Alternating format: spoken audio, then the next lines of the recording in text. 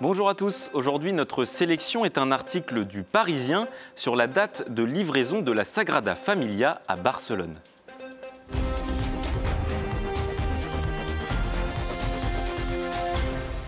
L'annonce est tombée le 20 mars. Les autorités de la basilique de la Sagrada Familia à Barcelone ont assuré qu'elle serait enfin achevée en 2026, soit 100 ans après la mort de son célèbre architecte Antonio Gaudí.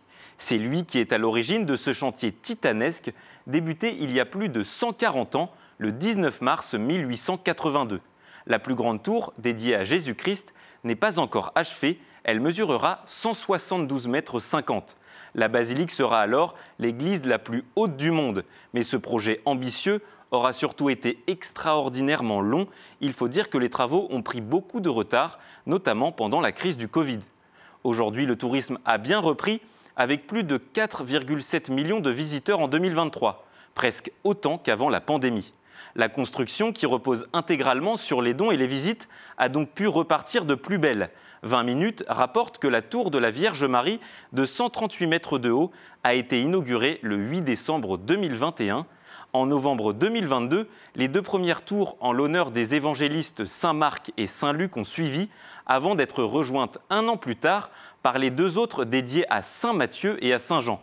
Restent les chantiers de la chapelle de l'Assomption, prévus pour 2025, et celui de la fameuse tour de Jésus-Christ, qui doit clore la construction en 2026. Mais il se pourrait que les travaux ne soient pas réellement achevés dans 2 ans. Selon le journal El Nacional, un escalier monumental est prévu devant la façade de la Gloire. La commission théologique de la Sagrada Familia a envoyé l'année dernière au Vatican ses plans très ambitieux.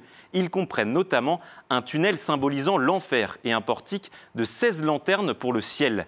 Le problème est que cet ajout exigerait de démolir des bureaux et des résidences, ce qui délogerait 3000 personnes d'après le journal Métropoli. Ce débat existe aussi sur la volonté initiale de Gaudí, car cet accès ne figurait pas sur les premiers plans. La légende de la Sagrada Familia va donc sûrement continuer de s'écrire encore quelques temps. Pour en savoir plus et échanger sur ce thème, retrouvez-nous sur Internet et les réseaux sociaux.